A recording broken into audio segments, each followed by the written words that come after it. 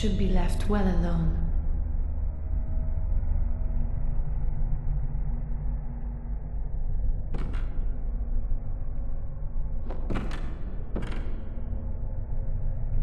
Oh, I know very well how the secrets beckon so sweetly.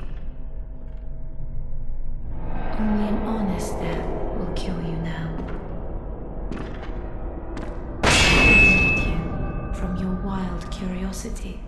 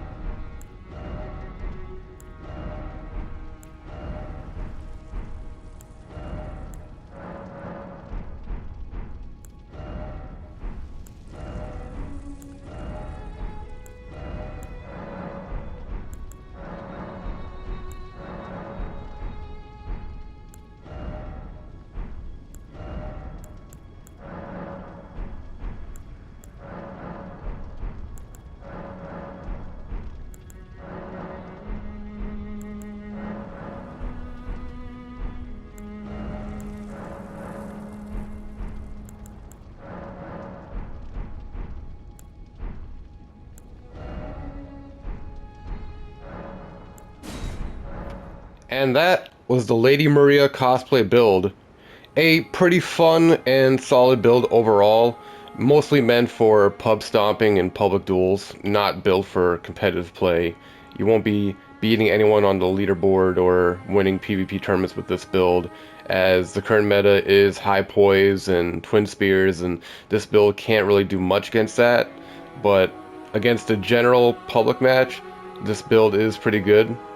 It's also pretty good for invasions and PvE. So I have two phases for this build. Phase 1 is the keen twinblade and the light crossbow. The twinblade is really good for roll catching if you use the crouch R1. Really good for roll catching. The crossbow also good for roll catching people if they're rolling away from you. The accuracy is a little wonky with this weapon. Sometimes it'll miss people even as they're standing still or whiffing an attack. It'll just go right over their heads. So that can be frustrating. One tactic I like to use is aiming the crossbow at my feet, so when someone tries to roll in, they'll get caught by the hit stun, and then I can follow up with a R1 or a crouching R1. The tactic isn't perfect in this game just because of passive poise and the lack of true combos. Like, following up with R1 isn't a guaranteed hit. Usually you'll have to do a roll catch to catch them after you hit them with the explosive bolt. And if they have really high armor, they may just be able to tank the explosive shot entirely, so that's just something that you have to pay attention to in your duels. In my phase 2, I have the twin katana moveset. For part 1 of phase 2, I'm just using the blood katana and the blood wakazashi. On this katana, I have seppuku, so if I want, I can stab myself and add an insane amount of bleed buildup to my moveset. Like, right now, I could probably bleed someone out in 2 hits, in some cases 1 hit, and the bleed damage is just crazy. And then for phase 3, I'll pull out Corpse Piler, and I'll use the Rivers of Blood Corpse Piler weapon art, which, just from this alone, this is really high damage, and I know this weapon is pretty scummy. We've all seen it, we know it, we've been hit by it. It's not fun to be killed by this thing. So I try to be as honorable as possible. I try not to use the Shard of Alexander with it, which increases the weapon art damage. And I'll only use the L2 once, I won't press it multiple times. And I think when you use it in that way, it's actually pretty balanced. So I hope when FromSoft eventually nerfs this weapon, they'll remove the hit stun from the first hit, so that way people can roll out the combo. And they'll add PvP scaling to the Shard of Alexander to nerf all weapon arts across the board. The twin katana moveset really needs no introduction. You've probably all used it by now. It doesn't have the quickest startup, but the damage is solid. The bleed buildup is solid. Going back to the twin blade, it actually has pretty decent staggering on its R1s. Like, for someone that's wearing like medium armor, 30-40 poise, like the R1 will still hit stun them. And then when you're going up against high poise builds, you'll want to use the jumping R2, regular R2, running R2. All the R2s on this weapon will cause stagger on high poise builds, unless you're wearing like full bull goats and they have over 100 poise. At that point, you may have to go to two-hand to be able to hit stun them. I also have Bloodhound Step on this build, on this weapon, but I just never used it, only because I don't like going to two-hand for this weapon. I try to stay true to the Lady Maria build, and I try to use it just one hand only, but I had it on there just because I thought it fit the build, because in Bloodborne she's doing the Bloodhound Step. For the talismans that I have on this build, I have the Erdtree Favors +2, which needs no introduction. It's the Fap Ring from Dark Souls. More health, stamina, equip load. To make up for the lack of defense on this build, I have the Crimson Amber Medallion +2, which increases my health greatly. For duels where I can't heal, I'll use a red feathered branch sword to increase my attack power by 20% when my health is below 30%. And the main talisman of this build, one that is a must-have for extremely fast damage, is the Lord of Blood's Exaltation. Blood loss in vicinity will increase attack power.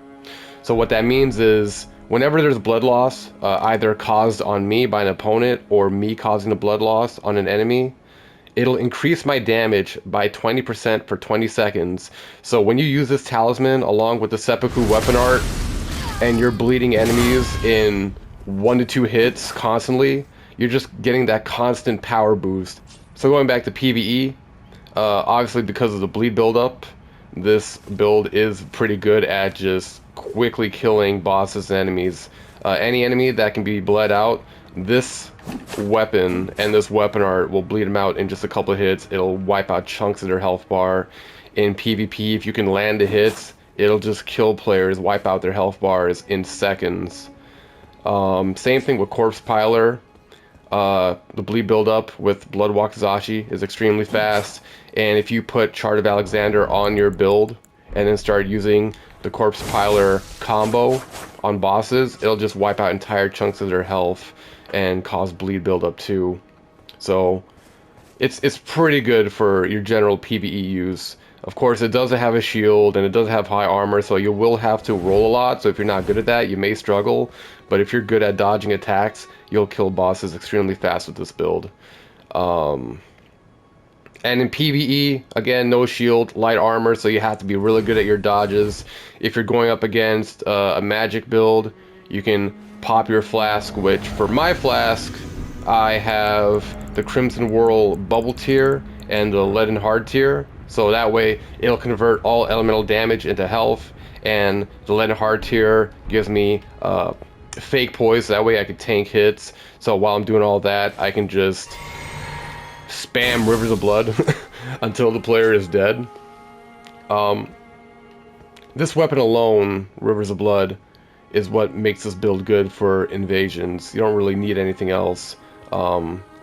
But if you want to play with seppuku and play with the high bleed buildup, you'll kill people quick with that as well. Overall, I give this build a 3.5 out of 5 stars. If you enjoyed the montage and the review, like, comment, and subscribe to support the channel. I am also active on Twitter. If you use Twitter, follow me at Holy Knight Blade. Over there, you'll hear my thoughts on the general Elden Ring news and other random topics. And I also have a Twitch channel at twitch.tv/khknight. Live streaming these duels is something I really want to do, but I want to get to at least 50 followers first. So if you guys can help me with that, that'd be great, because I want to show off these builds live. I want to show the wins and the losses and the general making of these builds. I have a lot more builds in the pipeline coming up, and I also plan on live streaming tournaments for this game as well on behalf of the Elden Ring PvP Discord and the Duelist Event Network run by LBU and End of the Line. So again, thank you very much for watching. Have a good one, and peace out.